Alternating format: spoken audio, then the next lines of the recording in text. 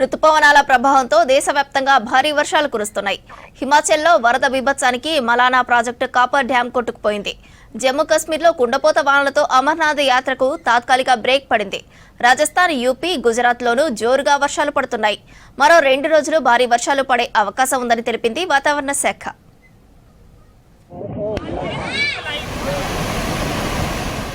దేశవ్యాప్తంగా పలు రాష్ట్రాల్లో భారీ వర్షాలు కురుస్తున్నాయి. ఉత్తరాది రాష్ట్రాల్లో కుండపోత వానలకు జనజీవనం స్తంభించింది.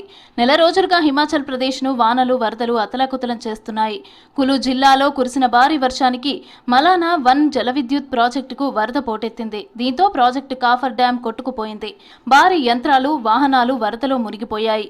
ఎలాంటి ప్రాణ నష్టం జరగలేదని తెలిపారు అధికారులు.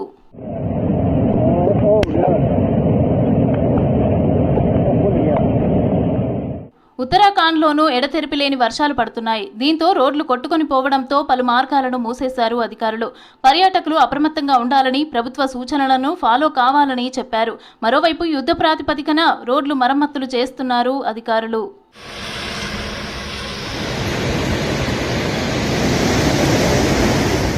రుతుపవనాల ప్రభావంతో జమ్మూ కాశ్మీర్ కుండపోత వానలకు నదులు పొంగి పొర్లుతున్నాయి. పలుచోట్ల కొండచర్యలు విరిగిపడటంతో అమర్నాథ్ యాత్రకు తాత్కాలిక బ్రేక్ పడింది.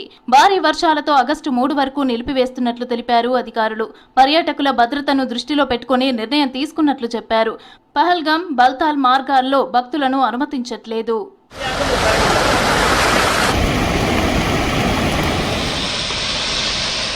ఉత్తరప్రదేశ్లో వారం రోజులుగా భారీ వర్షాలు కురుస్తున్నాయి. గంగా నది ఉప్పొంగడంతో ప్రయాగ్రాజ్లోని లోతట్టు ప్రాంతాలు జలమయమయ్యాయి. ఇండ్లలోకి వరద నీరు చేరడంతో ప్రజలను సురక్షిత ప్రాంతాలకు తరలిస్తున్నారు అధికారులు. మరోవైపు లక్నోలోనూ నివాస ప్రాంతాల్లోకి వరద నీరు చేరింది.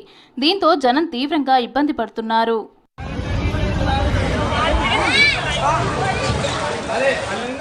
రాజస్థాన్లోనూ వర్షాలు బీభత్సం సృష్టిస్తున్నాయి. ధోల్పూర్ ఏరియాలో వారం రోజుల నుంచి కురుస్తున్న వానలకు చంబల్ రివర్ ప్రమాదకర స్థాయిలో ప్రవహిస్తోంది.